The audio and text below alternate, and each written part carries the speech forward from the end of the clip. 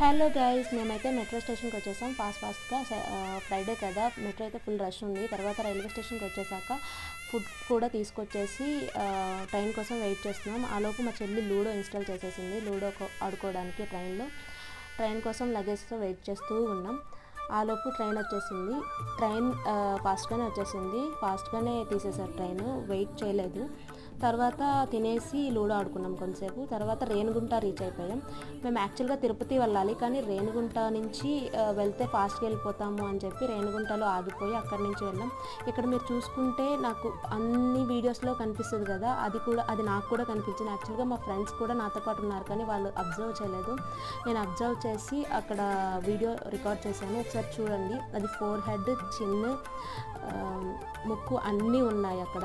తర్వాత తిరుపతి రోడ్స్ అన్ని వ్యూస్ చాలా బాగున్నాయి. మేము బస్ స్టేషన్కి రీచ్ అయిపోయాం. ఇదే